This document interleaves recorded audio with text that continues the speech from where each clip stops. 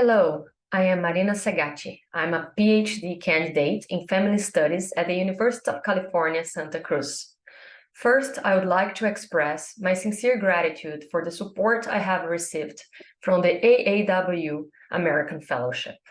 Today, I am excited to present my doctoral research project titled Gender and Political Activism in Brazil, Dispute of Political Discourse on Social Media Platforms. Over the past decade, Brazil has witnessed the emergence of prominent right-wing movement. This movement is marked by its unique blend of anti-corruption rhetoric and moralistic accusations against women, racial minorities, and the LGBTQ+ community. The shift towards the far right in Brazil has been significantly driven by the widespread dissemination of disinformation on social media platforms. In my work, more specifically, I investigate the strategies that queer and feminist activists employ on social media to challenge moralistic discourse on gender and sexuality. My central research questions are: to what extent do far-right politicians and extremist groups articulate an anti-gender agenda to galvanize their political base and promote conservative social agendas? What social media practices do queer and feminist Brazilian activists and movements use to challenge head-on the everyday discourse and practices of neoconservatism? My research project is grounded in the following interdisciplinary frameworks: queer and trans studies, digital anthropology, transnational feminism, and political theory, emphasizing theories of democracy and neoconservatism. As for my research methods, my fieldwork for this project took place between 2021 and 2023 in Brazil and was based on participant observation and semi-structured interviews with LGBTQIA+ politicians, activists, and Black female leaders affiliated with the Brazilian Black Women Articulation from various regions of Brazil.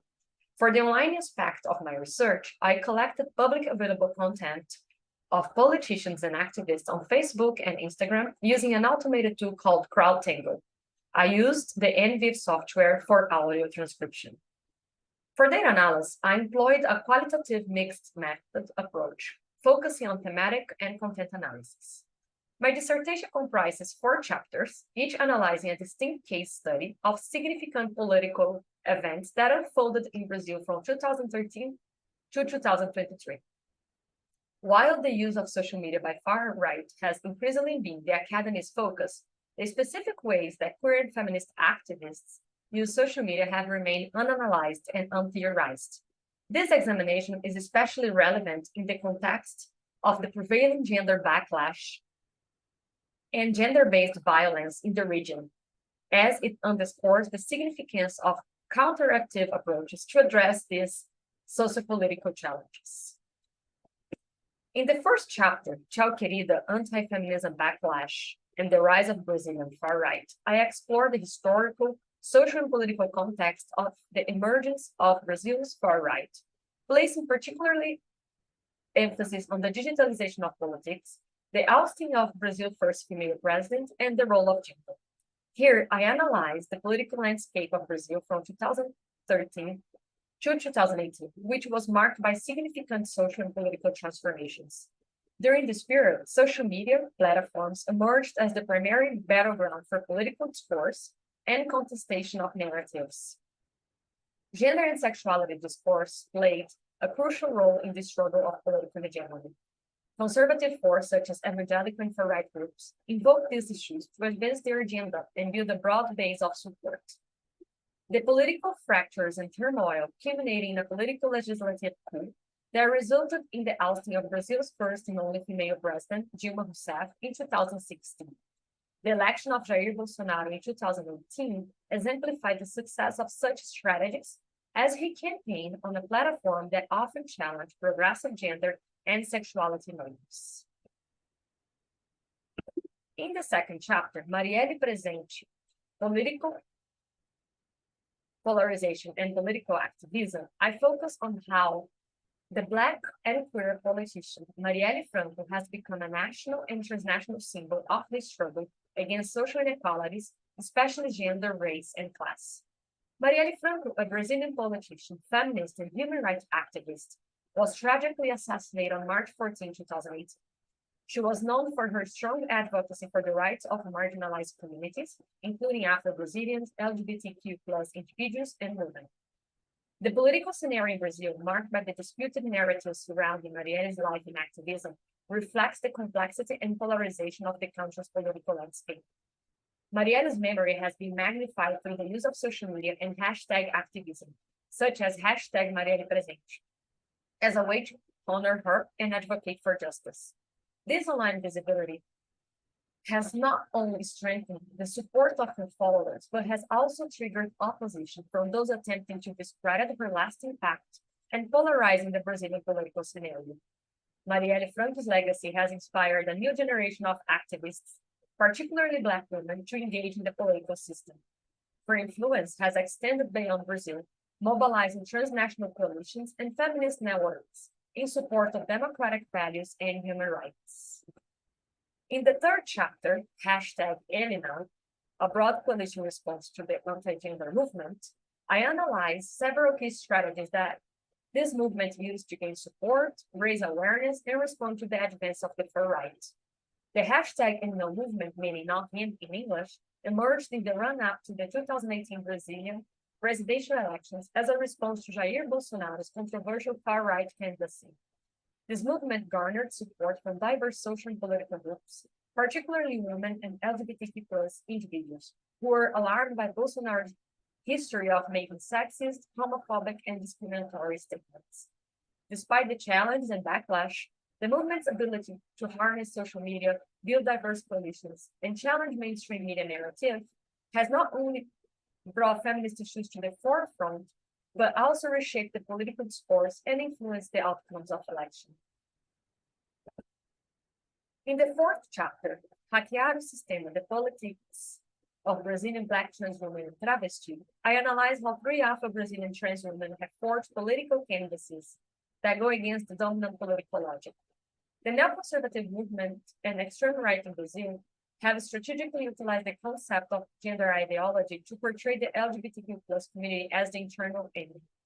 Afro-Brazilian travesti politicians, for instance, use linguistic strategies in their social media campaigns and political activism to disrupt prevailing narratives and ideologies.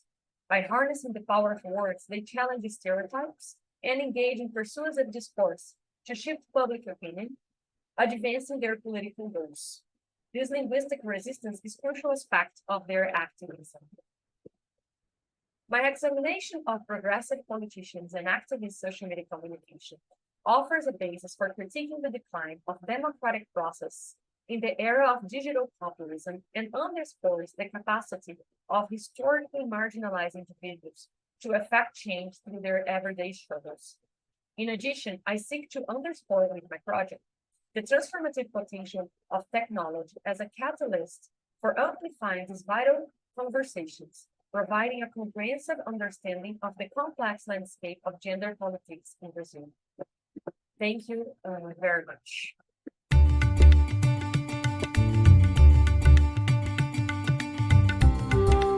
Hello, everyone. My name is Danielle Senecharles. I'm a recipient of the Career Development Grant, and I'm going to tell you a little bit about my graduate program. I'm a graduate student at the University of California, San Francisco. I'm a part of the Master's of Science Nursing program, and my specialty is the Nurse Midwifery and Women's Health Nurse Practitioner. This program is a dual program of study, which includes two specialties. It has a 2-year full-time requirement, and I have an expected graduation date of June 2024. It includes 54 didactic hours and 990 clinical hours. It also includes a thesis, a comp project, a CCE exam at the end of the program, and a nurse midwifery and women's health clinical residency. At the end of this, I will be able to get my certificate and license in 2 different specialties, the certified nurse midwifery and also the women's health nurse practitioner, which is why I'm blessed and happy to be a part of this program. This is a little bit of a breakdown of what my curriculum looks like. It's a combination of Masters of Nursing foundation courses such as Advanced Health Assessment, Patho, and Pharmacology, which are the foundation courses. And then it has my specialty courses such as Sexual and Reproductive Health, Contraception and Primary Care, Management of Antepartum, Management of Intrapartum, and then Management of Postpartum and Newborn Care. And it goes into the complications as well. And so basically the curriculum is set up where we'll be able to assess, identify, and then help treat and manage people in different part of their care. This year I'm talking, I kind of want to like to talk a little bit of what the nurse midwifery role and scope looks like. So it prepares us to be advanced practice clinicians and to provide care for childbearing individuals in outpatient and inpatient setting, including clinicals, hospitals, homes, and birth centers. And in this, I would be able to provide independent provision of primary care, gynecological and family planning services, preconception care, care during pregnancies, childbirth, postpartum birth, and including care of normal newborn and during up to 25 days of life. This also includes the care of male partners for sexually transmitted infections. So what this looks like is I will be able to provide care for women when they're pregnant, before pregnant, conception, and after pregnancy and newborn care. So maternal care. I want to talk a little bit about the history of the maternal care in the United States. Unfortunately, we have a higher rate of maternal and infant mortality compared to many other countries, despite our advances in our country. Some of the history of midwifery care. Midwifery was the foundation, and historically, midwives took care of majority of the childbirth and women's care. Dating back to the indigenous women, also the grand midwives of our country. In the 1990s, obstetric care came about, which basically saw the opportunity to specialize in obstetrics and kind of medicalize childbirth and created fear in women. Not only that, they deemed midwives, specifically Black midwives, as unkept, unclean, and should not be providing care for childbearing women. And I have this bolded here that childbirth is a physiological process. So here my why, the Black maternal health and infant crisis. Due to the continued systemic racism and oppression in our country, Black women have an increase in deaths and Black maternal mortality. According to the CDC, there is an overall increase in maternal mortality from in 2020, it was 861. There's an increase to 1,205 in 2021. According to the CDC, Black women are 3 times higher to experience maternal mortality compared to white women. Here I have included this chart, which basically states here that there is an overall increase on the left of maternal health and infant mortality. But if you look here, the second column is Black women. And then if you look, the third column is white women, and the last column are Hispanic women. And these are overall increased rates of maternal mortality and infant mortality in the past years, dating back to 2018 to 2021. The last data that we have is from 2021. Some of the causes of the increased maternal mortality in Black women is racism, lack of access to care and support, lack of trust due to the long-term legacy of medical maltreatment and traumatic history in our country, silence care, which is when Black women report adverse symptoms, it gets ignored. All these different things are leading to a higher preterm labor rate in Black women, higher preeclampsia and hypertensive disorders, GDM, and other high-risk pregnancy complications, higher rates of NICU admissions, higher rates of birth trauma, higher rates of maternal death, and many more adverse outcomes in Black women. What is the solution? The solution to this is racially congruent care, Black midwifery-led prenatal care, and also Black sensory pregnancy that empowers Black women. My comp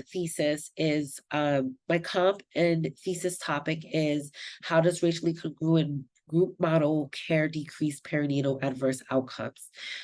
Group prenatal care is one of the examples that is called sensory pregnancy. And it's so where the care is provided in a group setting, and it allows women to empower each other and learn from each other and have a sense of support and community. Sensory pregnancy has shown, it's evidence-based, and it has shown a decrease in premature birth rates, decrease in maternal mortality, decrease in abuse and neglect, and it has increased empowerment and increased education for women. This is evidence-based. So my theory is looking into what does racially congruent care, as in Black midwifery-led care, specifically to Black community and community of color, how does that also then decrease the maternal mortality rates in our country? The sensory pregnancy model includes doula care, which is also evidence-based to decrease maternal mortality and increase support for women during childbearing and labor, and also includes lactation consultant care, nutritional care, therapists, and physical therapists as well. These are my references for the CDC. Thank you so much for taking your time and opportunity to listen to me talk about my graduate program and all the support that you continue to give us women. Thank you. Bye.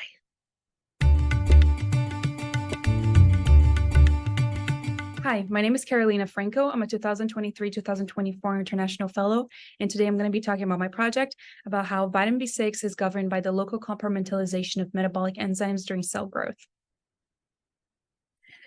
Cells integrate information from their environments in different physiological contexts, from diet to growth factors to environmental stressors. And before a cell can divide, it must first accumulate enough biomass, and it does so by integrating signals from signaling pathways like Wnt signaling. Wnt signaling is essential during embryogenesis and in adult processes such as wound healing, and it becomes dysregulated in cancer. It is a beta-catenin-dependent transcription program where, when Wnt signaling is off, these set of proteins on a destruction complex target beta-catenin for degradation, and that prevents it from going into the nucleus for gene transcription. Whereas when Wnt signaling is on, these proteins are sequestered, and it allows for beta-catenin to accumulate and move into the nucleus to induce gene transcription, which leads to cell growth. Work from our lab and others uncovered that a novel mechanism by which the protein of the destruction complex are sequestered is actually the lysosome, as these proteins are moving into lysosomes with methyl arginine signal, and that's what is allowing beta-catenin to accumulate and induce gene transcription. So we see here on the left a cell without Wnt and with Wnt, and with Wnt we see the formation of a lot of lysosomes in green, which are then filled with proteins that are methylated arginine sites in red, which gives you that yellow signal. So knowing this, we wanted to know how common this process was for targeting other proteins for degradation in the lysosome.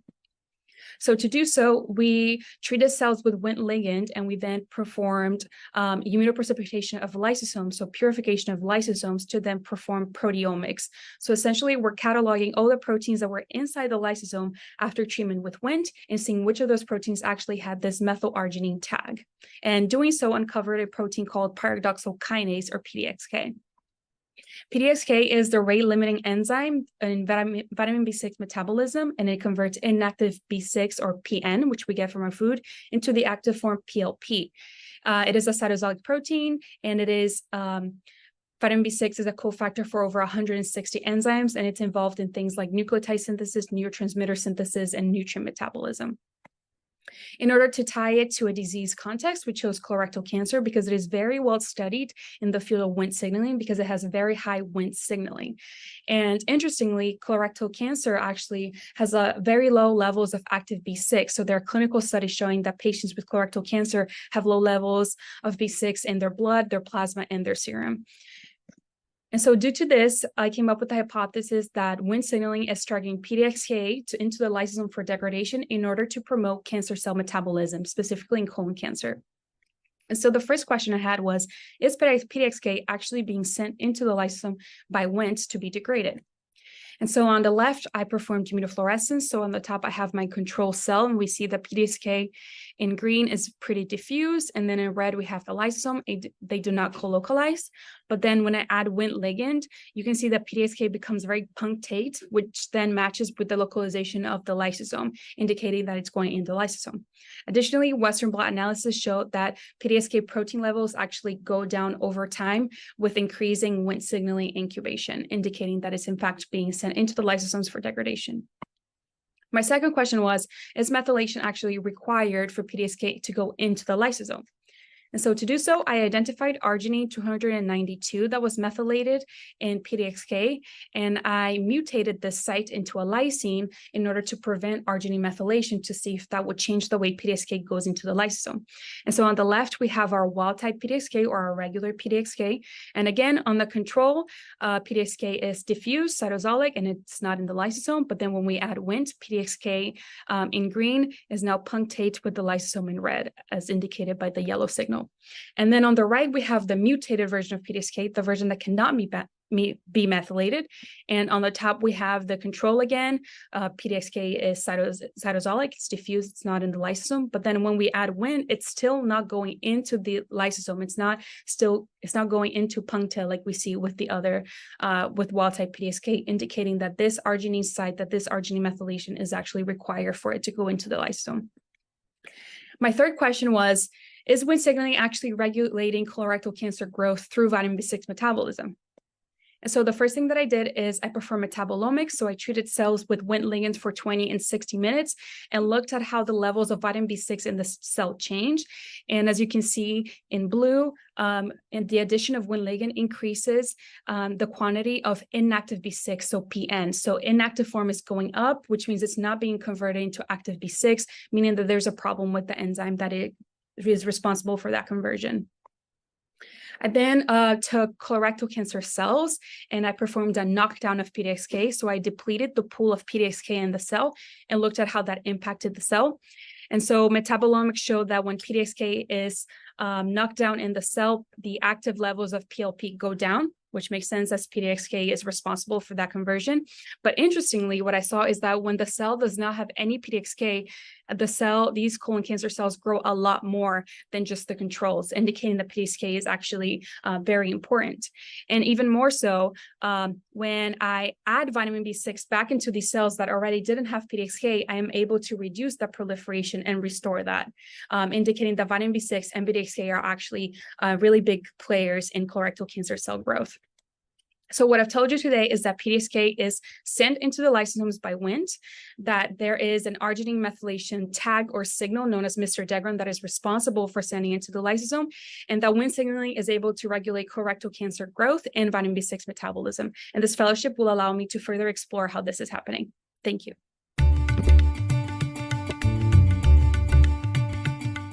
Hello, my name is Ahu. I am an international fellow at UCLA. Today I'm going to present my research titled Gendering Policy Making in the Elimination of Gender Disparities in Health, the case of the United States. Initially, I'm going to start with the aim of my research. In this study, I'm planning to discuss to reveal the social, economic, and the political factors affecting gender disparities in health in the United States, considering the health indicator of self-perceived health. In doing this, I intend to discuss the role of gender equality policies regarding the policies on working conditions, equal pay, education, caring, social, cultural, and insurance system on the elimination of gender disparities in self-perceived health in the case of the United States. Before I skip to my research and my research design, I would like to explain what is self-perceived health index and how we can define this index and why I prefer to take this index into measurement for my research. Self-perceived health indexes are one of the worldwide indicators in measuring the health status of individuals and countries, where individuals rate their own health status. The question of how would you describe your health is substantial in terms of these indexes. It lists 5 essential status or answers as excellent, very good, good, fair, and poor. Actually, the diverse array of factors such as gender, lifestyle, socioeconomic factors, mental well-being, and some other diseases shape these self-perceived health status. However, at this point, the important thing for my research, this indicator generally presents the poorer health status of women compared to men globally, and the United States is not an exceptional case. These indexes, therefore, provide valuable insights into overall well-being and are used to evaluate the impact of gender disparities in health. This is one of the reasons why I prefer to use these indexes, because it can also give a chance to compare the case of the United States with the other countries by taking these indexes and the measurements. Based on the literature, my argument particularly is that the leading factors of gender disparities in health are mostly derived from gender inequalities in the socio-economic spheres. Let me briefly explain. Poverty, economic problems, poor working conditions, educational and societal disadvantages, the lack of health insurance, restrictive cultural norms, heavy caring, and household responsibilities worsen the health of people. Nevertheless, women and girls are globally worse off in each of these areas due to gender inequalities and gender roles. They also report worse self-perceived health depending on this situation. In other words, women's vulnerabilities in welfare states and their inability to access education, to access health services, the lack of health insurance, bad working conditions, the gender gap in wages, the burden of unpaid and the care work, the violence against women, of course, are considered the leading factors of gender disparities in health. It is therefore gender equality policies, I believe that, addressing these issues may help to eliminate gender disparities and inequalities in health. As I mentioned, the United States is not an exceptional case. Gender inequalities and gender disparities in health and in healthcare access and utilization have been widely documented in the USA. Let me share some data about the USA. The OECD data indicates that life expectancy for females at birth is 79.9, and it is 74.2 for males in the States. However, there is a difference between two genders, 5.7. Men were more likely to rate their health as very good and good than women in the United States. Additionally, women in the United States face numerous barriers to accessing quality healthcare. This includes lack of insurance, high healthcare costs, lack of transportation, and the limited availability of healthcare providers in certain areas. These barriers disproportionately affect women from marginalized communities such as low-income women, women of color, and women in rural areas. As a result, women, particularly some women based on their intersectional identities, more likely than men to report fair or poor health and have higher rates of chronic diseases. This is the reason why I find the United States case is very important to search such kind of subjects. In my research design, I am going to take the National Health Interview Survey as the main data set. This survey gives a nationwide data for the United States, and it collects data based on the individual household interviews, and it collects data since 1957. It covers the US civilian population who are over 18 years old. And it's a very huge data set.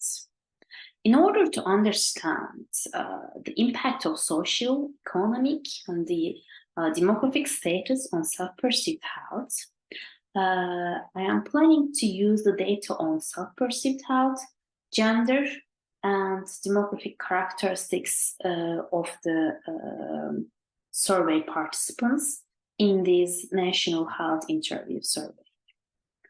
For the analysis of data, I'm going to use the SPSS statistics and different kind of the statistical tests, such as the key carries, cross tables, two-way ANOVA, are my planned, the statistical tests that evaluate my research and find some, the relation between these two issues.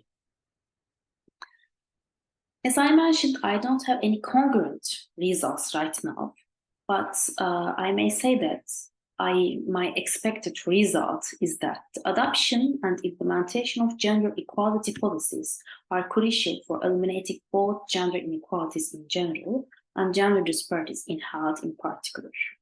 They empower women and improve physical, emotional, social, and economic lifestyle conditions of women. Thus, I believe that they contribute to improving self-perceived health status of the people, particularly vulnerable women, in the case of the United States.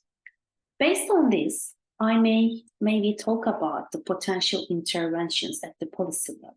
As the first step, of course, empowering women through education, economic initiatives, leadership opportunities, and targeted healthcare initiatives to reduce the gender gap in health outcomes are quite important. At the second step, driving policy change to ensure gender equality in childcare, gender gap, sexual and reproductive health, and gender-responsive healthcare policies are crucial. At the third step, of course, we may talk about a reform in the healthcare system in the United States, which can make the healthcare system more responsible to the gender inequalities. So it makes a need maybe to promote some structural change in the healthcare system and the medical research. This is the end of my presentation, so thank you very much. I hope you enjoyed.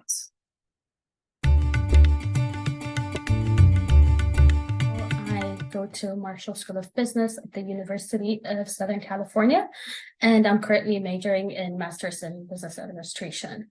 I want to start off by thanking AAUW and all the donors for their generosity and for being selected as one of the international fellows this year. And today I'm going to be presenting about my project around the financial freedom for women in Tigray. So for those of you who don't know what or where Tigray is located in the northern part of Ethiopia, which is in East Africa. Tigray is known as the birthplace of Ethiopian civilization. The history of Tigray goes back as far as 980 BC, starting with the Damat Kingdom, for anybody that's interested in history. And Tigray is also a site for one of the biggest African victories against colonialism, defeating the Italians twice. Having a background in Tigray, or being a Tigrayan myself, this is a project from the heart for me. I've always wanted to build something with the people and culture that built me, and more so in recent years. I want to take this opportunity to also highlight the Tigrayan genocide that took place for 2 years. In November of 2020, the Ethiopian and Eritrean government waged a genocidal war on the people of Tigray using the US election as a disguise. This continued for 2 years with mass starvation and ethnic cleansing. And of course, like always, women's bodies were being used as a battlefield with rampant gang rapes and mutilations. This genocide took away 1 million of our people. It is one of the biggest atrocities in recent history that went on in the shadows, and I implore you to please look into these atrocities that took place by the hands of the Ethiopian and Eritrean government. And please reach out also if you'd like to help in the recovery efforts that are currently taking place. And also, I understand that it is very off-putting to talk about genocide while looking at happy and beautiful Tigrayan pictures, Tigrayan women pictures, but I honestly don't want to bombard you with atrocious genocidal pictures. Yeah. To the actual presentation, what this project is around is a social impact company set up to empower women in Tigray financially by using their traditional crafts. So this means is we want the women to take part of the entire value chain of this process, from making and selling traditional goods, from raw material to distribution. We also aim to equip them with financial literacy to save and invest to be independent. The main thing is to build on the crafts and culture they already have and practice, and to monetize it where they are a direct recipient of all the financial gains from this, and there isn't any middleman taking advantage of their culture or craftsmanship. So the service we're looking to provide is threefold. One is a network solution, two is quality management, and the third is financial literacy. So when we say network solutions, we're talking about providing a streamlined distribution channel for both raw material and finished products. This is mainly going to be around the logistics of the material used and the end products that are going out. And the second, quality management, is to set up a comprehensive quality management for the finished goods. So they can be consistent. This is going to make sure that the buyer can expect a level of consistency while still having the uniqueness we want from handmade product. The third, and what I'm personally very excited about, is the financial literacy courses for the women geared towards saving and investing. This would be tailor-made to the women to help them understand not just saving, but also investing in other businesses to have financial independence. The products we are currently looking to make are products with ancient craftsmanship and locally sourced raw materials. What this means is think of your coffee pots, your baskets, your fabrics, made with time-honored and ancient artisanal techniques steeped in Tigrayan traditions and heritage, and of course made with the quality management we talked about previously. And our products will also be 100% locally sourced and handmade, again in line with the quality management plan we talked about. And finally, the distribution is going to be in two ways. One is direct to consumer, and two is through third-party retailers. We want to reach our customers through a dedicated website showcasing our products and the women that made it. It will also be available on sites like Amazon, Etsy, and other marketplaces. But we will also make it available for brick and mortar shops to carry if there's interest there. Okay, well, finally, I want to say thank you again for this opportunity, and I really do again implore you to look into the atrocities committed in Tigray and the current efforts to rebuild. I am more than happy and willing to provide more information if necessary. Thank you.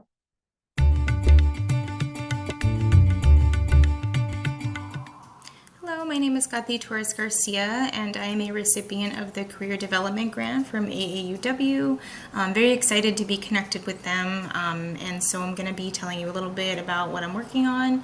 Right now, I am currently pursuing my Master's of Science in Nursing with a concentration on community and population health at the University of California in Irvine. So this program is a Master's of Science in Nursing program through UCI's Sue and Bo Gross School of Nursing. It is a Master's entry program, so for folks such as myself who do not have a background in nursing, I obtained my bachelor's degree in psychology from UC Berkeley, worked in the social work field, mental health field for almost about 10 years, and then have since pivoted and am now pursuing nursing and healthcare. So this program is geared specifically for folks such as myself, and it is a 2-year program, and it the really great so far, and it is providing. The goal of the program is to enhance and advance our critical thinking, clinical decision making, provide us with the foundations of nursing, as well as being able to provide, high level, high quality, culturally competent and sensitive care for, folks from all different backgrounds. And being able to assess and develop care plans for patients in a clinical setting, really enhance our abilities for advocacy and as well as leadership in the healthcare field. So the goal of this program is by the end of the 2 years, we'll obtain a Master's of Science in Nursing and be ready to take the NCLEX, which is the National Licensing Examination for Registered Nurses. So as you can see, this is a little snippet of my curriculum. This is the first year's curriculum. I am currently in my fall quarter of my first year. So I'm taking my Frameworks for Professional Nursing Practice class, as well as physical assessment, pathophysiology, and compassion, communication, and care of underserved populations. So just gonna walk you through a little bit of what my classes that I'm currently taking. So Frameworks for Professional Nursing Practice. This is a great course. It really delves into the history of nursing, as well as the social, political, and economic context that has shaped healthcare delivery systems and sort of shape the landscape of professional nursing. And so it's really interesting to kind of delve into the history as well as discussing just, how it continues to evolve, the practice of professional nursing, that is. Another really great class is Compassion, Communication, and Care of Underserved Populations. This class really delves into the different health disparities among marginalized communities, underserved populations, and I think really focuses on kind of like the intersections of identities and how that impacts either the way you provide care or the way that you receive care. So really interesting and really, I think, a great opportunity to sort of lean into some of the more difficult conversations, some of the more difficult discussions, delving into how structural racism and all of the different kind of impacts that society has on healthcare. Another class I'm taking is physical assessment. And so this is kind of like the foundations of your professional nursing practice. And so really just kind of like, the emphasis being on, being proficient and competent as a nurse in a professional setting. So being able to interview a patient, assess a patient, communicate with the patient in a way that is going to be, appropriate and sensitive, as well as, provide the best care possible. So this is a really cool hands-on class. This has a lab component where we get to learn, kind of just like your foundations, vital signs, how to assess a patient, what's going on with them, how to provide that care. Also taking pathophysiology, the focus on human health and diseases. This class is very information heavy, but also very interesting, kind of just delving into, all the things that can go wrong, right, with the body, but also how to assess and analyze, patients that come in with a certain situation, be able to know the processes behind why they are feeling what they are feeling and how we can best help them.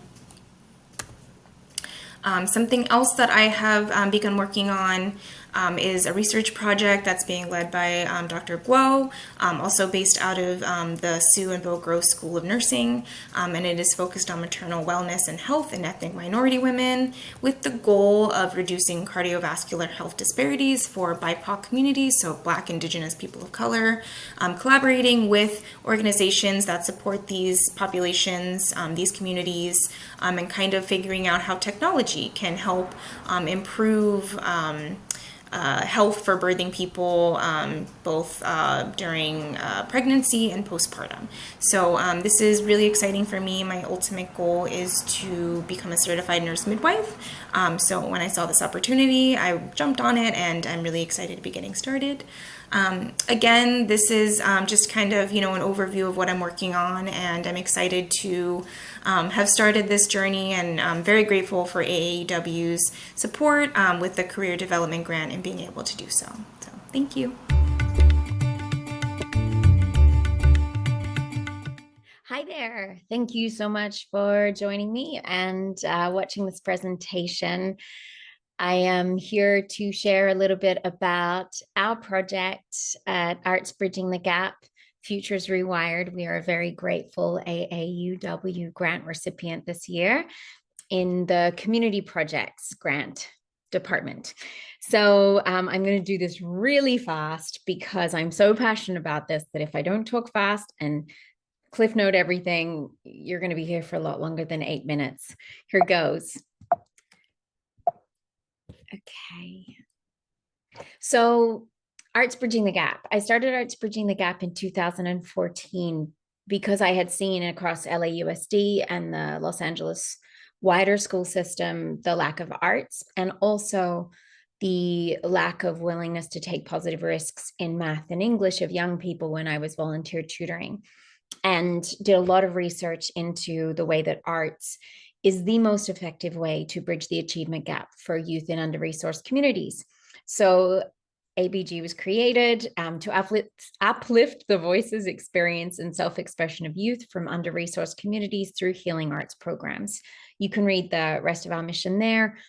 We specifically, at the moment, have 4 programs. Our Arts Plus Wellness program uses art in healing of trauma. We have a farm, an art farm. We have fashion programs. We have murals. We've done 75 murals across LA. We have a pen pal program. We have our street art initiative that involves murals as well. And we have Futures Rewired. Me, just really quickly, I got introduced into the immersive tech world in 2015. I'd been working a lot in video games and entertainment, having hosted kids shows and being very passionate about children's entertainment, and got asked to be part of a virtual reality experience. And it was very early on in this recent phase of VR being a thing. And it made me an expert. Within 3 months, I was being asked to speak on panels, and I just thought this was hilarious, but it also made me think, if this is possible for me, what if I was to start providing VR education to young females and give them this leg up now? Say they're in 6th grade, what's going to happen in 6 years when they've had 6 years of education in immersive technology? So with my experience around Arts Bridging the Gap, with my other nonprofits, which I mentioned here really quickly, I was like, I need to start some sort of nonprofit program to provide this education to young people so that they have this incredible advantage and will be considered experts before they even get to college. We are so deeply passionate about equity and inclusion at ABG. To me, it is the lifeblood of everything we do. We believe in the magic of diverse thought, diverse experience, diverse culture, and different abilities and perspectives to create a greater whole for all. So we are not just like a checkbox. We did that. We try and actually build on our strengths together as a diverse community. And I think Futures Rewired is a big part of that. So, I need to go backwards. Futures Rewired is closing the gender and pay and opportunity gaps in the immersive technology and computer science and engineering worlds. We are giving female identifying, non-binary and gender expansive youth access to immersive technology education, to inspire them to explore different career paths, to empower them around using these tools and chart a course for them that is in a future world that we're all building together. Okay. The huge challenge that we face is obviously all of these statistics. I don't need to read them off to you. Each one really hits a punch for me. I mean, the fact that our numbers, like 70% of technology companies currently have a woman serving as a CEO. To me, the leadership of women, I don't need to tell you all, is the answer. Like, our way of being able to integrate a whole is so important in leadership, and tech needs that because of all the ramifications of tech going sideways and the damage it can do. Once again, other challenges in education, young female identifying students don't often opt for these programs, and we want to make them exciting and fun and something they look for. So we had this opportunity because there is a hiring shortage in tech. There is need for more people. There is an opportunity for young people who have basic skills to fill positions that are in desperate need of being filled. So they're higher paid a lot of the time, they're more in demand, and they're more valued. And we want our young women to walk right into them with all the skills. That's our solution. So our program at the moment is at Girls Academic Leadership Academy in Mid-City. There's 36 students in the program. They meet twice a week for 75-minute sessions. It's a game design class, and we come in and teach them about exploring immersive tech. They get to experience VR, AR, mixed R, AI, all sorts of different technologies.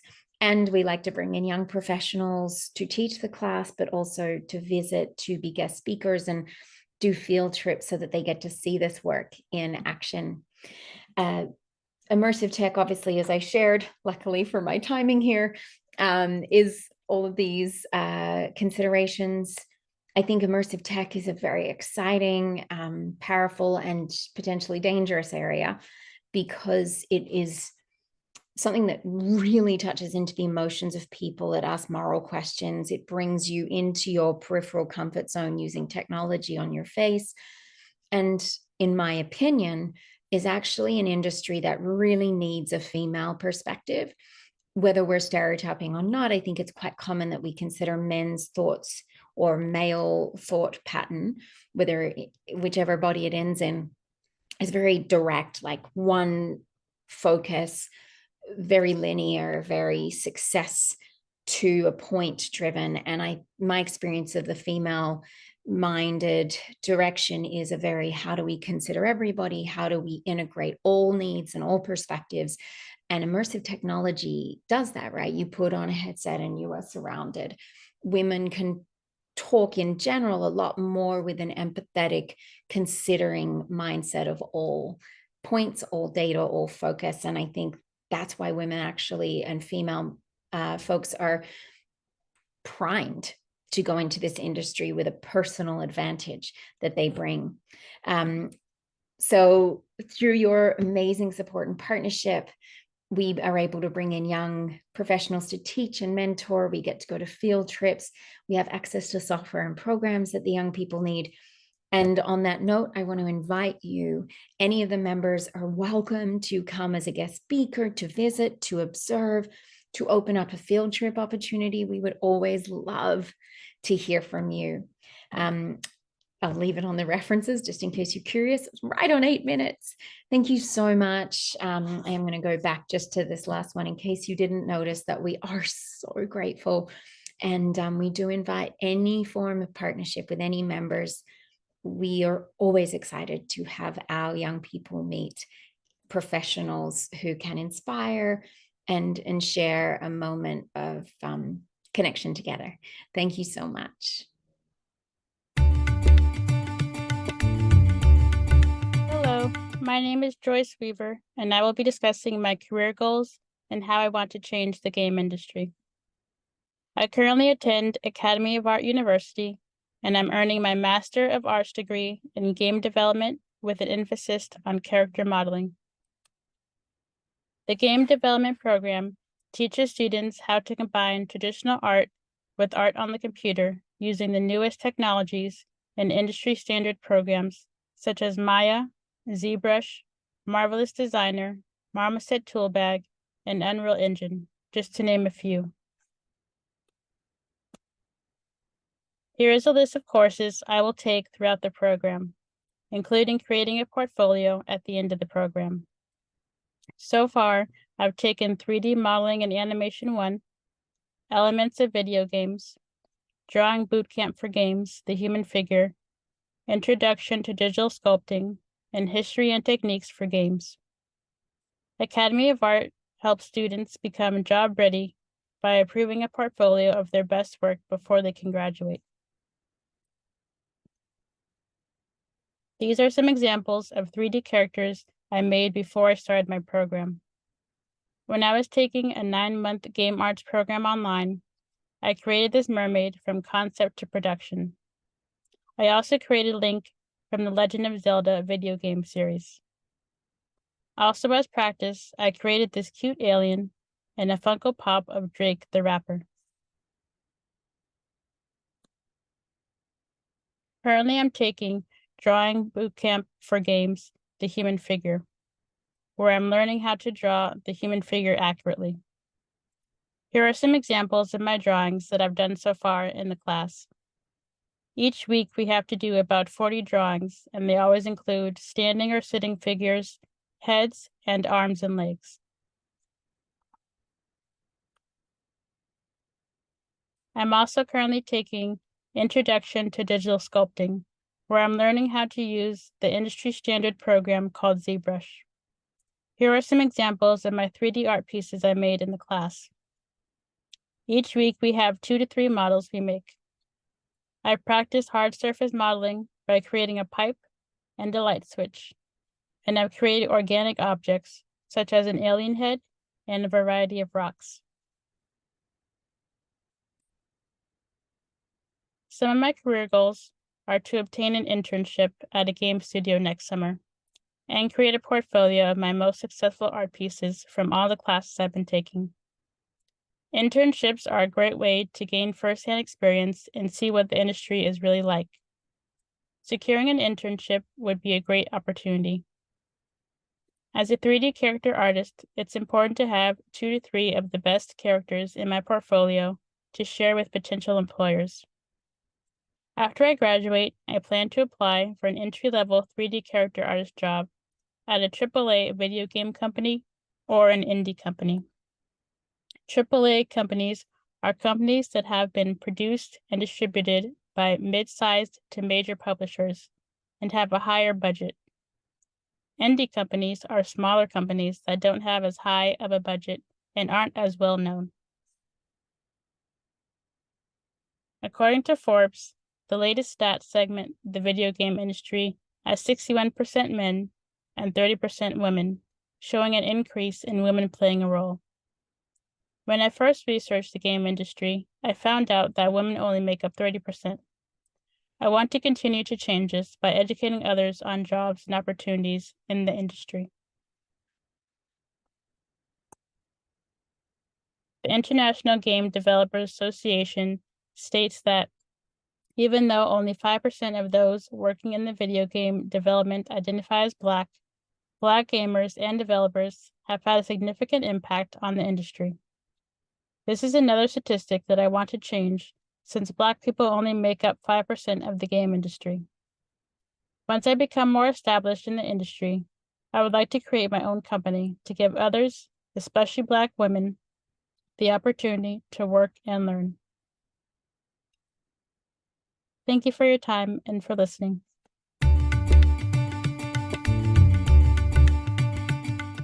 Good afternoon. My name is Hamee Yong, and I am currently a third-year law school student at the University of Southern California Gould School of Law. My area of study in law school is public interest law, specifically indigent criminal defense. In this presentation, I would like to walk you through my path to public defense lawyering my planned course of study, and my directed research focus. I came to law school with one broad self-mandate: indigent defense. In college, I had lived and worked with North Korean refugees who had lived a few blocks away from my campus, and I helped them obtain education and employment. My experience with these refugees was the most empowering moment in my life that led me to law school, specifically public interest law. During my first year of law school, I had the chance to participate in immigration, eviction, homelessness citations, and parole justice clinics. The privilege to work with these indigent clients and to see for myself the injustices that my clients experienced instilled in me all the reason for why I want to do public interest work.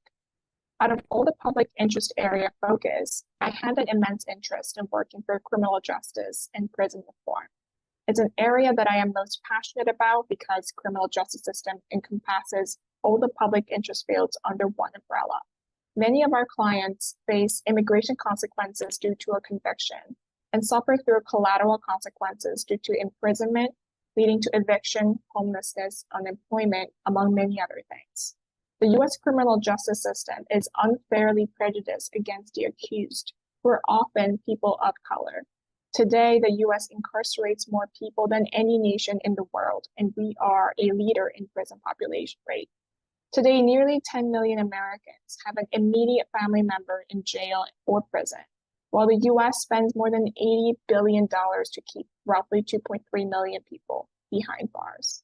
The U.S. criminal justice system is set up in a blindfold, refusing to see the human person behind the paper record.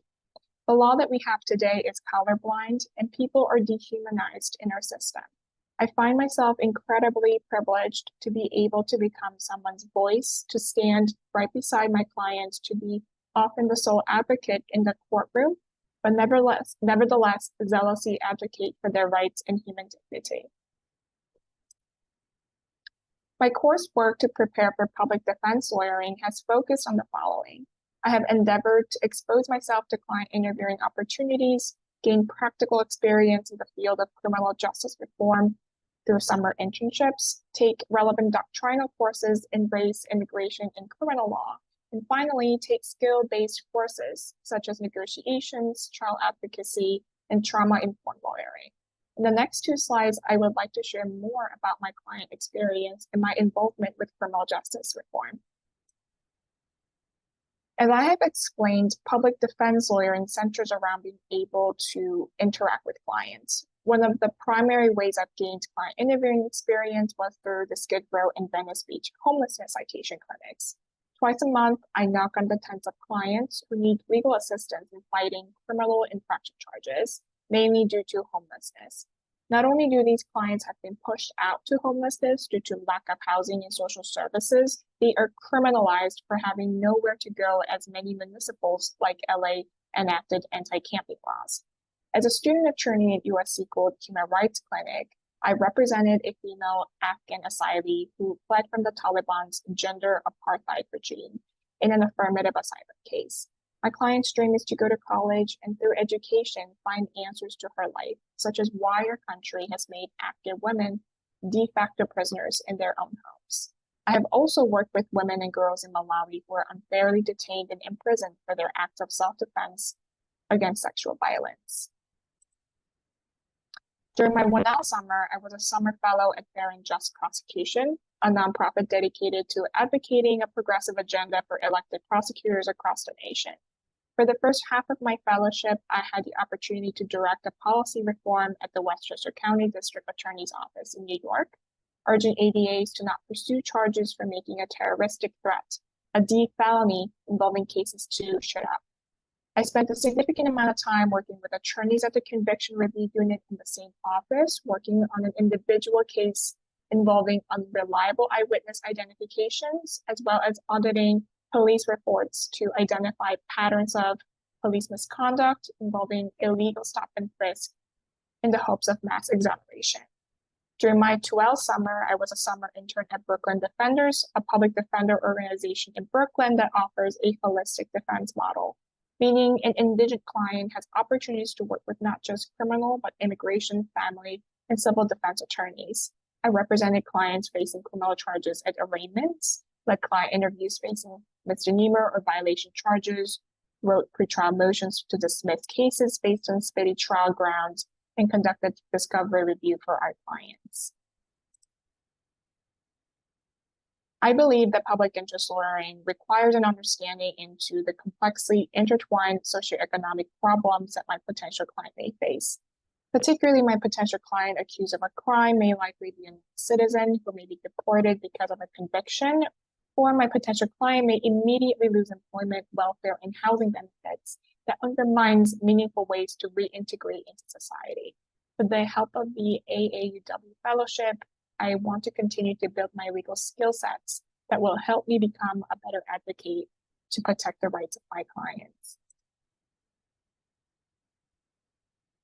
On May 25, 2020, a white Minneapolis police officer kneeled on Mr. Floyd's neck for over 9 minutes, killing him in broad daylight. When videos capturing his death went viral on Facebook the next day, Mr. Floyd's death became one of the most watched public lynching in the world. His undignified death ignited national protests and endangered the Black Lives Matter movement, rekindling the notion of human dignity and uniting Americans in a rare moment in history to call for long-due reforms in criminal justice. I plan to enroll in a directed research program to produce a paper focused on the role of human dignity as a legal concept in criminal law. My research will borrow case law from international and other foreign courts to fathom how the U.S. can move closer to its counterparts. Human dignity is a powerful rhetoric and a moral legal principle that can lead the U.S. criminal justice reform in the right direction, but only if reformers understand how the concept has been used and applied to advance various arguments in criminal justice. However, the task is rather complex and challenging because many ideas, thoughts, and ideals on criminal justice, including human dignity, exist in the abstract. Particularly, public perceptions about crime and punishment in the abstract have engendered tough on crime policies, unsympathetic to the costs of mass incarceration, and untethered to the realities of American criminal justice. For human dignity and humanitarian arguments to prevail, criminal justice reformers must scrutinize how human dignity features in American public discourse and anchor it in lived experiences of those who have experienced the system. This concludes my presentation, and I would like to thank AAUW again for the fellowship and the opportunity to present my grant ideas. My deep thanks to the AAUW for supporting my research. I am so grateful to be part of this community of scholars focused on issues of gender equity. We may never know what Jane Meager, a Philadelphia woman who sold fruits and vegetables in the public market, similar to the one you see here, was thinking when she brought a pistol to her stall in the spring of 1860. We do know, however, what led to that fateful day. Newspaper reports breathlessly recounted how a male customer had stalked and harassed her, despite her repeated manifestations of repugnance to his attentions. Out of patience, enraged or terrified, she shot at him and missed before trying unsuccessfully to finish the job with a cleaver. After police arrested and brought her into custody, Meager continued hurling invective, stating that she wished she had killed him. Although few of them were involved in such dramatic events, women who, like Meager, sold food on the streets and markets were fixtures of northeastern port cities. Referred to variously as market women, hucksters, or peddlers, this diverse group included middling white women, desperately poor native-born white and immigrant women, enslaved women, and free women of color.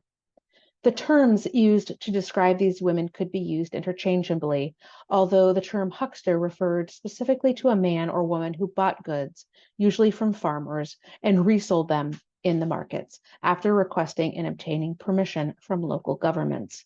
And you can see an example of a petition requesting such permission here. The issue of huckstering and peddling became increasingly fraught as people fiercely debated the morality and legitimacy of these sellers and prevailing provisioning systems. While huckster and market women were central to economic transformation in the early United States, no full-length analysis of their labor exists. My dissertation is the first sustained scholarly study of these elusive yet ubiquitous sellers. The account of Meagher's travails offers an entry point for historians to ask important questions about race, gender, labor, and economic transformation between the late 18th and late 19th centuries. How did huckster women traverse public space? What can a close study of these women tell us about transformations in marital and family relations in this period? How did women fit into the striving entrepreneurial ethos of the early decades of this country's history? More broadly, how did the labors performed by these women fit into the burgeoning market economy, an image of which you can see here with a street vendor in the bottom right-hand corner, when foodstuffs produced by women moved from local rural markets to regional and even national markets? My project answers these questions by tracing the history of food provisioners from the late 18th century, in the last moments of a centuries-old market tradition of public regulation within a moral economy, to the late 19th century, when deregulated private grocers were ascendant. While impoverished white women could obtain formal permission to sell within regulated markets or on its fringes, Black women often labored away from the protective oversight of provisioning spaces, placing them in dangerous situations. Ironically, in some cases, this vulnerability allowed women to survive after fleeing enslavement or to build community and capital. For Black and white women alike, the act of buying or selling involved far more than the simple exchange of goods for money. Status, race, and class all indelibly shaped the meanings, possibilities, and limitations of these transactions. My project makes two significant scholarly contributions, one historiographical and the other methodological. Historiographically, I bring together several urgent yet disconnected fields, including gender and women's history, the history of race and slavery in the North, and the history of economic transformation during the first half of the 19th century. Binding these conversations together, my project demonstrates the centrality of huckster women to mercantile and urban life.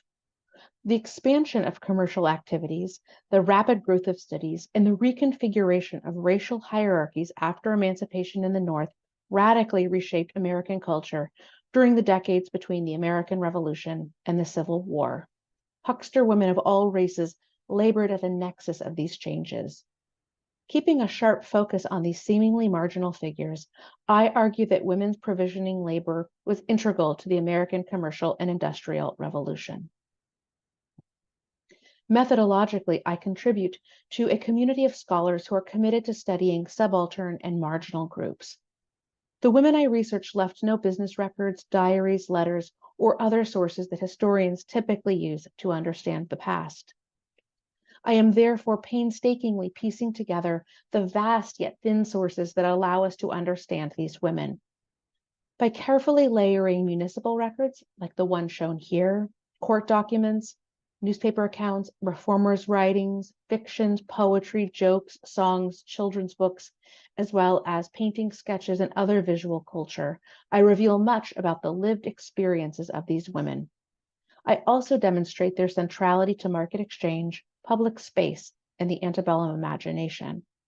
Applying an intersectional gender analysis, I transform a scattered, chaotic set of sources into a cohesive narrative about urban provisioners' productive, remunerated labor outside the home.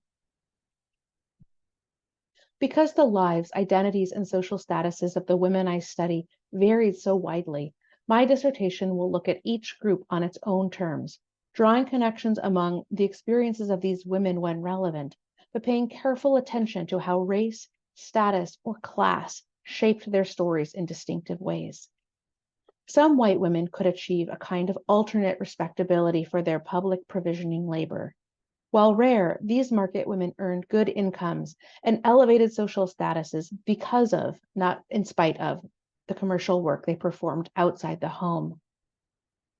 For the vast majority of white women, however, poor and native-born alike, Working as hucksters meant long hours, careful managing of their reputations, and little money. For many Black women food sellers, this labor represented a way of surviving the violence and oppression that grew in northern cities after the end of slavery.